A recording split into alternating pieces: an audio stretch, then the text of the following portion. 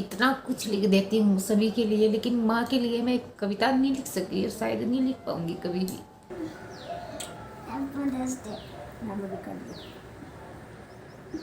Thank you. Welcome. देखो जरा गाल दिखाइए इधर को। थोड़ा सा भी यार। मैं नहीं करता।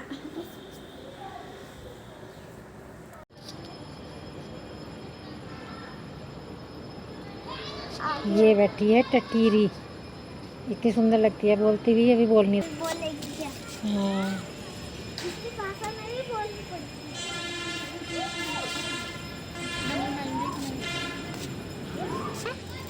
टटीरी नहीं बोली अब तक।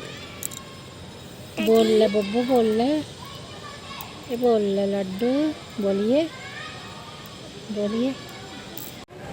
हेलो दोस्तों, नमस्कार, कैसे हैं आप सब? आप सबका स्वागत है सैनी फैमिली ब्लॉग्स में। और सैनी फैमिली की छोटी बिटिया ये खड़ी मेरे पीछे, ये मेरे से मांग रही फ़ोन, न जाने क्यों। और देखो मेरा चेहरा कितना उतर गया, पूरा 1 हफ्ता हो गया मुझे बीमार हुए, आज मुझे आराम है। ये फ़ोन मांग रही, पहले से मैं फ़ोन दे दूँ। और ये देखिए आज की सुबह है और सुबह को ये बोल रही है टटीरी। मैं ऊपर आई थी तो मुझे ये दृश्य मिल गया। ये रही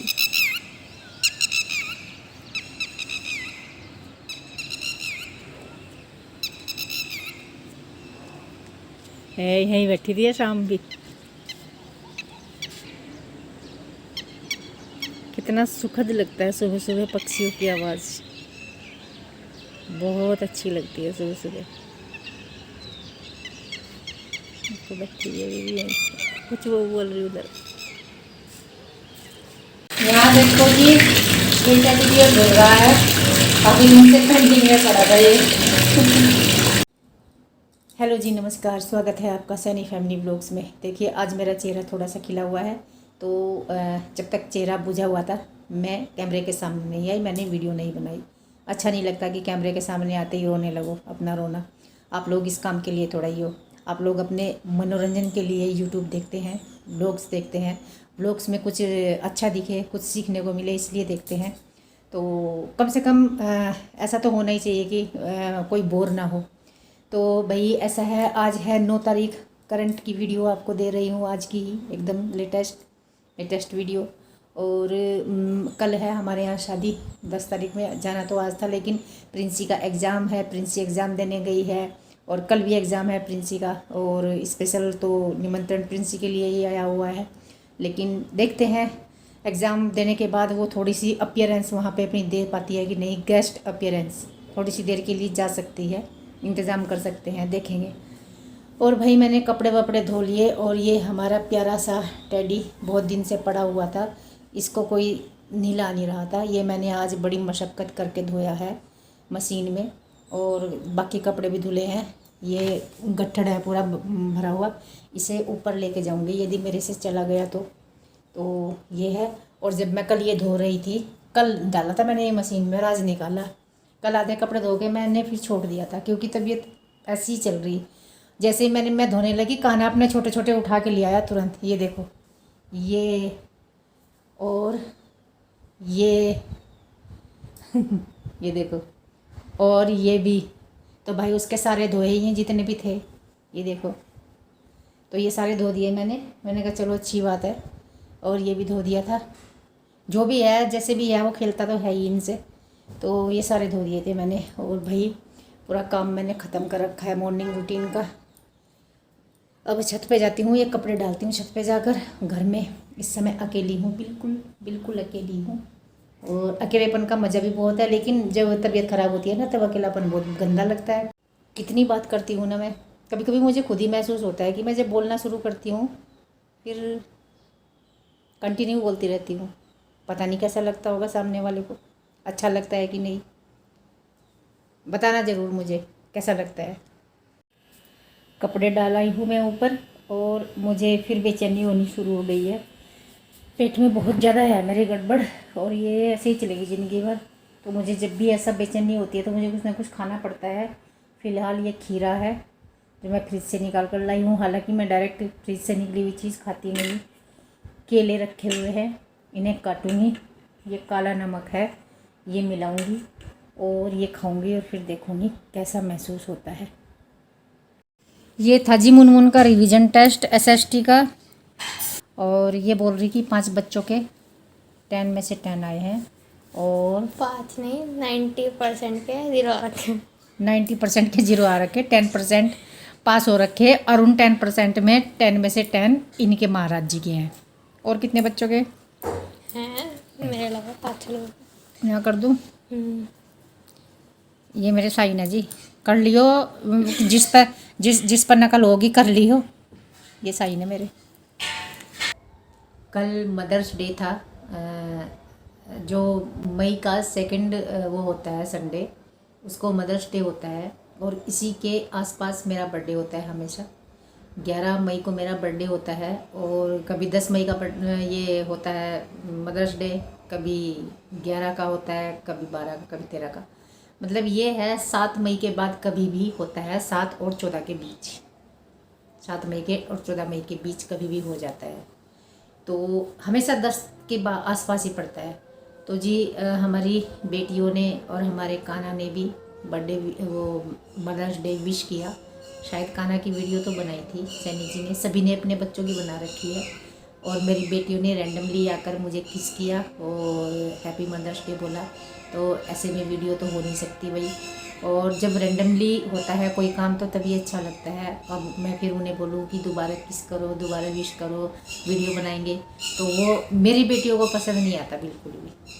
मेरी बेटियां जो है बहुत बहुत ज़्यादा नेचुरल चीज़ें पसंद करती हैं। उनको तो कभी कभी तो वो मेरी वीडियो में भी वो कर देती है कि नहीं मम्मी ऐसे वीडियो मत बनाओ, ऐसे मत बनाओ। तो भाई ऐसा है, तो हमने ऐसे मतलब प्लानिंग के अकॉर्डिंग तो हमने वीडियो नहीं बनाई, क्योंकि दोनों ने एकदम जैसे उनकी आँख खुली वो सो के उठी, मैं किचन में थी, एक ने तो पीछे से आके मुझे किस किया बड़े वाली ने, और छोटे वाली ने भी काम करते हुए ही किया। ऐसे हुआ था भाई। तो ये मेरा कहने का मतलब ये है, ये मदर्स डे जो है, मैं तो नहीं मानती इस चीज़ को कि केवल मदर्स डे पर ही माँ अपनी माँ को बच्चे याद करते हैं और याद करना चाहिए। तो मैं इस चीज़ को मानती ही नहीं। लेकिन हाँ, कम से कम इस एक दिन तो वो लोग अपनी माँ को याद कर ही लेते हैं जिन्होंने शायद अपनी माँ की कदर ना की हो कभी।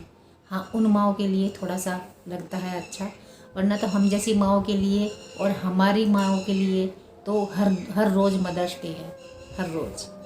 तो फिर वही बात दिमाग में आती है कि यदि लोग देखो, सोशल मीडिया पूरा भरा पड़ा था मदर्स डे की अच्छी अच्छी विशेज़ में। सब ने अपनी माँ की फ़ोटोज़ डाली हुई हैं, सब ने अपनी माँ की याद में कुछ लिखा हुआ है। जिनकी माँ यहाँ है उन्होंने भी लिखा हुआ है, जिनकी माँ इस समय इस धरती पर नहीं है, स्वर्ग में है, उन्होंने उनकी याद में कुछ लिखा हुआ है। और मैंने अपनी माँ की याद में एक सॉन्ग गाया था कभी 2 साल पहले, अपने भाई के साथ ही गाया था। तू कितनी अच्छी है, तू कितनी भोली है, प्यारी प्यारी है ओ माँ। क्योंकि हमारी माँ 14 साल पहले हमें छोड़कर चली गई थी, और वो गीत इतना नेचुरल हो गया हम दोनों बहन भाई के लिए। मैं अपने भाई से कभी भी ना तो बैठ के बात करती जैसे बहन भाई में होती है। मैं सबसे छोटी हूँ, भाई सबसे बड़ा है, और दोनों साथ में गाना गाएं ये तो कभी भी नहीं हो सकता। लेकिन ऐसे ही उन्होंने वो गाना इनवाइट कर रखा था, और बस मैंने उनके साथ गा दिया, और मेरा भाई भी रो पड़ा उसमें, और मैं भी रो पड़ी, और मैं लास्ट में बहुत रो पड़ी। और वो गाना हमारे गांव में मतलब लगभग मेरे भाई ने वो फेसबुक पर डाल दिया था। वो गाना हमारे गांव में लगभग फेसबुक पर काफ़ी लोगों ने सुना, और मेरे पिताजी तक भी आया घूम फिर कर कि ये देखो दोनों ने गा रखा है, दोनों रो रहे हैं। और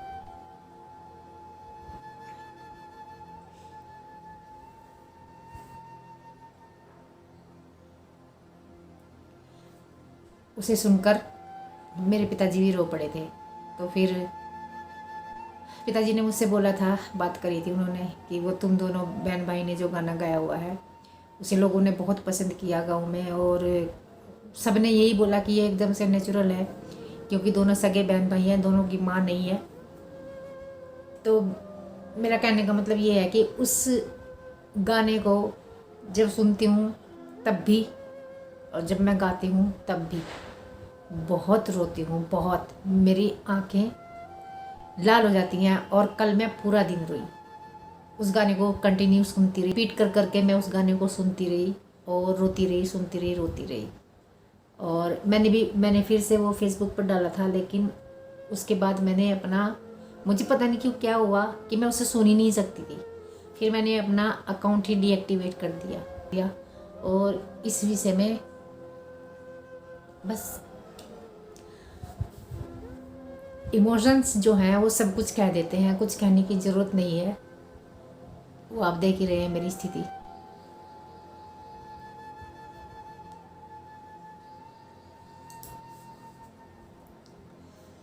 कभी मूड हुआ तो मैं वो सॉन्ग जो मेरे भाई के साथ गाया हुआ है, आप लोगों को उसकी छोटी सी झलक ज़रूर दिखाऊंगी। जब उसकी आंखों में भी आंसू हैं और मैं तो बाद में फूट फूट के रोई। तो ऐसा होता है। खैर कोई बात नहीं, जो आया है वो जाएगा भी, लेकिन समय होता है जाने का। हमारी माँ का समय नहीं था उस जाने का। मेरी मुनमुन पैदा होने वाली थी, माँ के जाने के 1 महीना बाद मुनमुन हो गई थी। मैं ऐसी हालत में थी कि अपनी माँ के पास अंतिम समय में मैं रह भी नहीं सकी, क्योंकि स्थिति खराब थी मेरी। कह नहीं सकते कुछ। चलिए, ये तो बहुत आगे लंबा हो जाएगा, क्योंकि ये विषय ऐसा है। माँ एक छोटा सा शब्द है, एक लेटर है माँ, उस पे आ की मात्रा है केवल, माँ। अंग की मात्रा है ऊपर, 2 मात्राओं के साथ ये माँ शब्द बना है। और इसमें पूरी कायनात, पूरी दुनिया समाई हुई है, पूरा ब्रह्मांड समाया हुआ है इस एक शब्द में। इस एक शब्द पर ना तो मेरी सामर्थ्य है कि मैं कुछ कह सकूं, और ना किसी भी लेखक की, किसी भी कवि की बिल्कुल सामर्थ्य नहीं है कि वो माँ का वर्णन कर सके। माँ हर उस वर्णन से आगे है जो कोई भी बड़े से बड़ा विद्वान कर सकता हो, उससे बहुत आगे है। माँ के विषय में कहने का मेरी सामर्थ्य नहीं है बिल्कुल। कई बार सोचा, इतनी कविताएं लिखी मैंने, इतनी कविताएं लिखी, हर विषय पर लिखी, क्या मैं माँ के ऊपर कविता नहीं लिख सकती?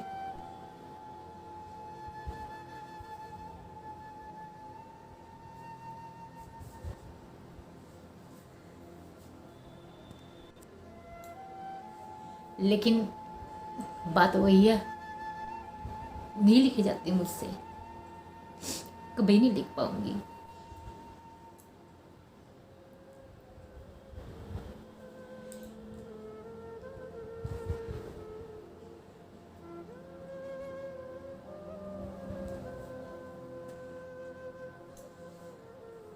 क्योंकि मुझे शब्द नहीं मिलते माँ के लिए कुछ भी।